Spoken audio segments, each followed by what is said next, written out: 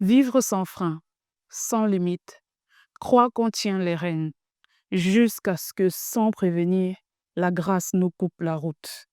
Ce soir, on vous raconte cette rencontre inattendue. Bienvenue. Il va te transformer. Viens que le fils il va te transformer. Frérot, jusqu'à quand tu vas te conformer?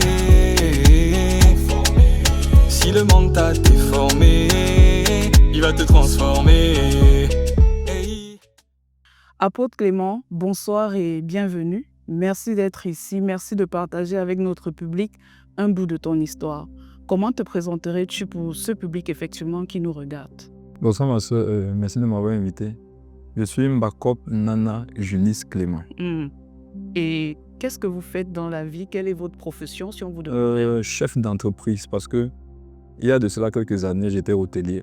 Mais par la grâce de Dieu, j'ai pu mettre sur pied quelques entreprises. Donc sur ma pièce d'identité actuellement, je suis un chef d'entreprise.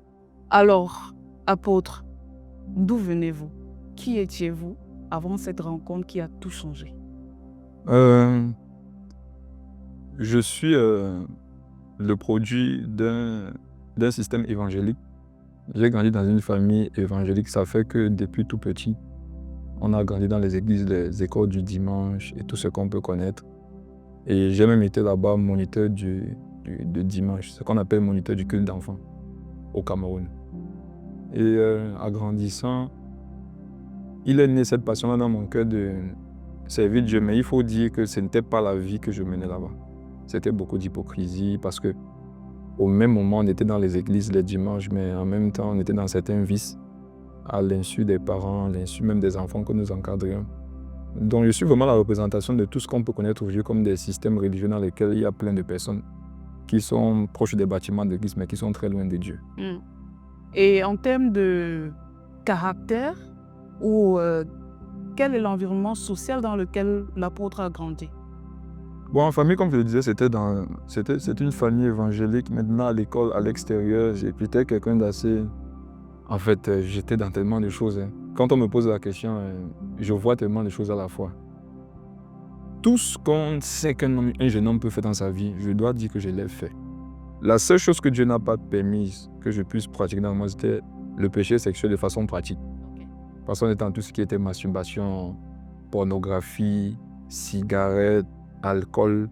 Je me rappelle même qu'en classe de 5e, j'étais dans une région du pays où la sorcellerie, c'est comme une culture. Ah, d'accord. Donc en classe de 5e, à l'insu de mes parents, je faisais des petites pratiques mystiques avec des camarades de classe qui étaient des fils de marabouts. Parce que vraiment dans cette région du Cameroun que je ne voudrais pas citer ici, la sorcellerie, c'est une culture. Donc tout le monde touche à un peu de fétiche, un peu d'écorce, un peu de produits mystiques qui marchent. Je me rappelle qu'il y avait des tests parfois que nous faisions avec les poudres que nous avions fabriquées, ça marchait. Et moi, ça m'effrayait, mais pour plaire aux camarades, on était obligé de tremper un peu là à l'intérieur. Donc il y avait tout ça, alcool, cigarettes, violence, délinquance. Comme la plupart des jeunes, tu es inscrit à l'école, mais tu n'y vas pas. Mais curieusement, si tu demandais au quartier qui est Clément, les mamans et les grandes mamans rendaient un bon témoignage de moi. Parce qu'en même temps, j'avais cette facette de loup là, mais je pouvais être un très bon agneau. Dans la mesure où je ne pouvais pas passer comme ça, je vois une maman qui a son fagot de bois, je ne vais pas le porter. Okay. Je ne pourrais pas voir un tonton, une tantie qui a besoin d'une commission. Je le ferai, tu vas me donner la monnaie, je vais te dire non. Donc le témoignage que les gens pouvaient rendre de moi à cette période-là, c'était le témoignage d'un jeune garçon respectueux, poli, très serviable. Mais ça, c'est la face de l'agneau, parce qu'au derrière, il y avait vraiment une vie de péché. À fond, là, qu'est-ce que je menais, mais à l'insu de la plupart des personnes qui m'entouraient. En off, là, tu vas parler de ce surnom qui t'a collé à la peau, Douk Saga. Oui, c'est comme ça qu'on m'appelait. Il faut dire qu'au Cameroun, dans la culture mondaine, la Côte d'Ivoire a une grosse influence. Ça veut dire que dans la plupart des boîtes de nuit camerounaises, ce sont des musiques ivoiriennes. On a connu à l'époque Douk Saga, la Jet Set. Et moi, justement, j'avais toujours ce désir-là de sentir que je domine. Ça fait que dans mes compagnies, ceux avec qui je marchais, je n'étais pas à l'aise qu'ils avaient le même âge que moi. Il fallait que ce soit mes aînés, il fallait que je les domine. Et donc, quand Douk Saga, je me rappelle à l'époque, avait fait on avait connu qui était ce monsieur au Cameroun, J'avais vu que c'est un monsieur qui mène une troupe Ok. et qui fait la fête. J'ai aimé le personnage. Ok. Et c'est comme ça que je me suis autoproclamé le Doug Saga du Cameroun. Et on sait que quand tu es Doug Saga, tu es obligé d'avoir une jet set. Pour ceux qui l'ont connu. Et si tu as une jet set, tu dois avoir des filles autour de toi. Il doit avoir l'alcool. Ça fait que malgré le fait que financièrement parlant, on souffrait, il fallait faire l'effort de parfois escroquer, voler, mentir pour avoir de l'argent. De telle façon qu'en boîte de nuit, qu'on puisse avoir la capacité de jouer ce rôle, je vais dire démoniaque, qu'on avait choisi de porter. Donc ça m'est collé à l'esprit, ça m'a été collé comme nom jusqu'à ma conversion. Doug Saga. Et je bénis Dieu de ce coup, je ne porte plus ce nom-là. Arrivons à cette conversion. Tu as vécu cette vie-là sur un bon bout de temps jusqu'à ce soir où il y a eu un déclic. Quel est ce déclic? Amen. Je me rappelle de ça comme c'était en 2011. Okay. J'étais dans une chambre avec un petit frère, pas de sang, mais d'affection, que je traînais que je menais partout. Il me suivait partout dans toutes les bêtises que je faisais. J'avais reçu d'une sœur, une sœur sérieuse, une brochure d'évangélisation. Je fais partie de ces personnes qui sont converties par les brochures d'évangélisation. Il ne faudrait pas que les enfants de Dieu négligent le travail de distribution des tracts. Ça sauve des vies. Et la jeune dame s'appelait Angélica Zabrado, une fille de l'Amérique du Sud. Et pendant que je lisais le témoignage, j'avais déjà entendu parler de Jésus. Mais ça me disait rien. Moi, mais je parlais de lui. Yes. Je parlais de lui, j'enseignais Jésus les dimanches. Mais à la veille, le samedi, j'étais en boîte de nuit. Exactement. Et malheureusement, quand je pense à ça, ça m'attriste. Le samedi, tu encadrais des filles.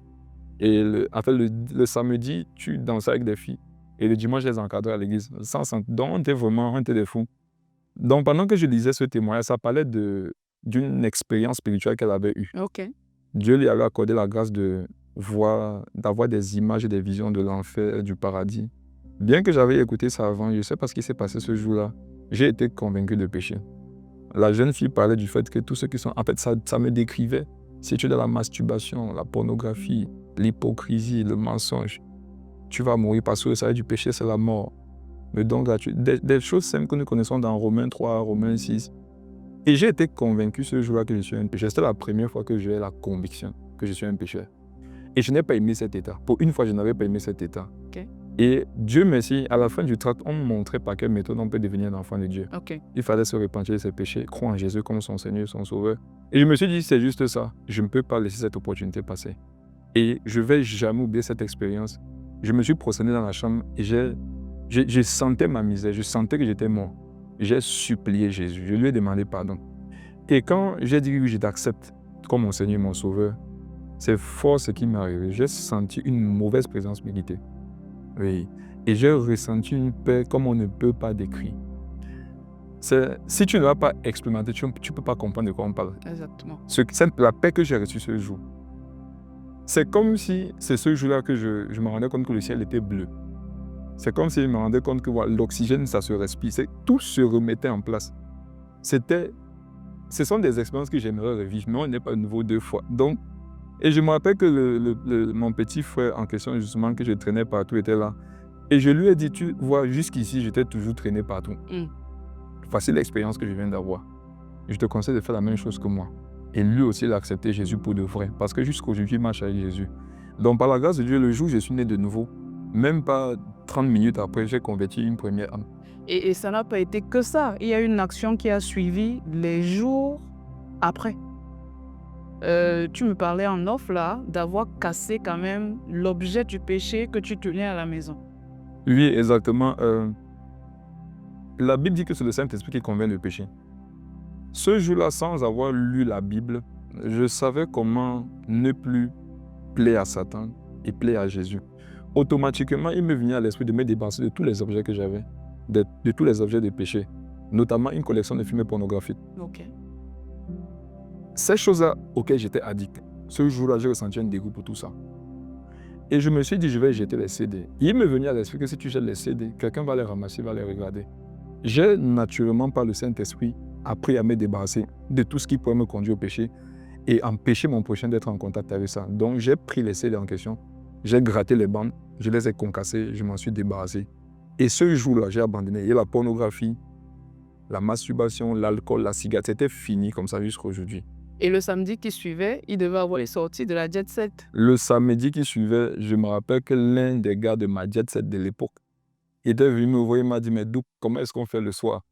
Je lui ai dit, non, c'est fini ça. J'ai donné ma vie à Jésus. Comme j'étais très comique, il a éclaté de rire parce qu'il s'est dit, bon, il rigole. Oui. Celui-ci, il pas se convertir. Mais quand il m'a fixé, vous savez, quand quelqu'un rigole, quand quelqu'un ne rigole pas, il y a quand même un flair de différence. Il a senti que j'étais sérieux. Il m'a dit, mais tu es sérieux? Je lui ai dit, oui, je suis sérieux, c'est fini. Plus jamais. Et je n'ai plus jamais mis mes pieds en boîte de nuit. C'est la raison pour laquelle aujourd'hui mes pieds sont dans les églises. Amen. Et donc, de 2011, où tu fais cette rencontre, jusqu'en 2015, tu vis ta petite vie. Sauf qu'il y a quelque chose qui arrive en 2015. C'est ce que j'appelle mon réveil spirituel personnel.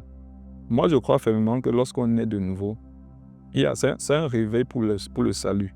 Je crois aussi fermement que quand le Seigneur, à un moment donné, te touche personnellement, il y a un réveil personnel qui crée en toi. Je suis né de nouveau en 2011, mais j'ai eu ce réveil en 2015. Ok. C'est une période de ma vie où je voulais être parfait aux yeux de Dieu. Et étant dans l'église évangélique, je m'étais rendu compte qu'il y a plein de choses que ma Bible me dit, dont le contraire est prêché à l'église. Ça a commencé à me perturber. Et le sujet qui a été le déclic pour moi, c'était le sujet du baptême. Quand j'ai parcouru les Écritures, je me suis rendu compte que le baptême, c'est une immersion dans l'eau après s'être converti à Jésus-Christ. Or, moi, je pensais être baptisé parce que j'avais reçu l'aspersion étant petit. Et lorsque j'étais grand, j'avais eu ce qu'on appelle la confirmation. Ok. En menant des études, au fur et à mesure que le temps passait, je me rendais compte de plein de vérités qui étaient mises de côté au profit des traditions de l'Église. Ok. Moi, ça m'a personnellement dérangé. Et je n'avais plus la paix à servir là-bas, je n'avais plus la paix à communier là-bas. J'ai lutté avec ça pendant longtemps, jusqu'à ce qu'il fallait qu'à un moment donné, à cause de ce réveil personnel-là, que je passe à autre chose. Et passer à autre chose ne s'est pas fait comme un long fleuve tranquille. Oui, c'était assez difficile. Ça a été l'une des périodes les plus difficiles, mais en même temps les plus glorieuses de ma vie. Parce que cette année, il fallait abandonner tout ce que j'avais connu jusque-là. Oui. Et je voudrais préciser que tout ce qui m'a été communiqué là-bas n'a pas été mauvais. C'est étant là-bas que je suis né de nouveau. Bien. Mais à un moment donné, il fallait passer à autre chose. Donc j'ai abandonné. J'étais préparé à avoir une carrière de pasteur là-bas. Ok. Et je suis l'un des fils de ceux qui étaient élevés en dignité là-bas. Donc tout était tracé pour que je sois quelqu'un d'élevé dans l'église évangélique. J'avais plusieurs fois fait la faculté de théologie. J'avais fini les formations en ce qui concerne les moniteurs de l'école du dimanche. J'étais ce qu'on appelle un moniteur cadre. Donc j'étais affecté dans les régions du Cameroun pour former les formateurs. Et j'étais très jeune parce qu'on avait vraiment ce zèle naturel-là de servir le Seigneur. Sauf que le système dans lequel moi j'étais, je savais que ça ne pouvait pas se faire là-bas. À cause du fait que les doctrines de l'Église, qui sont des doctrines pour moi humaines, étaient au-dessus de ce que la parole de Dieu me disait. Ça m'a coûté le confort que j'avais auprès de mes parents. Ça m'a coûté peut-être quelques voitures qui pouvaient être à ton service. Ça m'a coûté le confort de vie, de besoins, de matériel, tout ce que je pouvais avoir. J'ai dû y renoncer parce qu'il y avait un choix à faire. Effectivement. Puisque j'étais bénéficiaire de ce système-là. Soit c'était je reste là-bas, sachant que ce n'est pas ma place, ou alors je partais pour faire la volonté de Dieu. Ok. Et j'ai choisi de partir pour faire la volonté de Dieu. Ah. Magnifique histoire que tu viens de me raconter là, apôtre. Et donc, après ce réveil, après le prix que tu payes, le choix que tu fais d'opter pour la vérité et le prix que tu payes, finalement, tu grandis dans la connaissance de Christ et tu passes par les eaux du baptême. Puisque, comme je le disais, le déclic pour moi, c'était que je n'étais même pas baptisé. Oui. Je me disais comment j'ai pu faire 4 ans de ma vie après avoir connu Jésus et je ne suis même pas baptisé. Donc, la première chose que j'avais cherché à faire, c'était de prendre mon baptême. C'est la première chose que j'avais résolue. Après avoir pris mon baptême, j'évangélisais. Je dois dire vraiment que le Seigneur m'accompagnait. Je souffrais atrocement parce que j'avais tout perdu. J'étais seul, j'étais respecté avant, mais à cause de mes positions radicales pour les gens, mais qui sont des positions normales pour Christ. J'avais tout perdu, j'étais rejeté, j'étais seul. Mais dans cette période-là, j'évangélisais, le Seigneur guérissait les malades. Je vous assure, les malades étaient guéris instantanément. Les gens avaient des béquilles, tu pries pour eux, ils jettent les béquilles. Je me rappelle, il y a tellement de choses qui s'étaient passées. En fait, et c'était ça ma consolation, la présence de Jésus. C'est l'une des raisons pour lesquelles je voudrais dire aux gens qui se convertissent à Jésus-Christ aujourd'hui de ne pas être surpris lorsqu'ils se retrouvent seuls. C'est une voie normale, mais elle n'est que passagère. Amen. Et donc, depuis cette rencontre, depuis que tu es passé par les eaux du baptême, depuis que tu marches avec ce Christ que tu as rencontré en 2011, qui es-tu? Je suis un apôtre de Christ. Je le dis avec beaucoup de reconnaissance. Parce que quand je vois d'où Christ m'a sorti et ce qu'il a fait de moi aujourd'hui, je suis un prédicateur, un apôtre dans l'église, une maison de sagesse et d'adoration. Je travaille sur la couverture de mon père dans la foi, l'évangéliste Jacques Amessin. Et je suis le responsable de ce ministère au Cameroun. Nous avons commencé à Yaoundé, aujourd'hui par la grâce de Dieu, nous sommes à Douala et Bafoussam. Et donc, depuis cette période-là, je sers le Seigneur en plein temps, d'après la compréhension humaine, même si à côté, nous travaillons pour pouvoir à tous nos besoins, à ceux du ministère. Et je dois dire que c'est ça aujourd'hui ma vie, la vie que je pense qui est la meilleure, une vie de serviteur de Dieu. Oui. Et je crois que ceux qui nous regardent ont une question qui tourne dans leur esprit. On a parlé quand même des vices dans lesquels tu as baigné. Et je sais qu'ils sont en train de se demander, et les vices, où en sont-ils? Tous les vies sont tombés. Ce qu'il faudrait dire, c'est que le poids que Christ a dans la vie de ceux qui l'acceptent est tellement lourd sur la balance que tous les péchés réunis de l'autre côté de la balance ne peuvent pas peser plus lourd que Christ.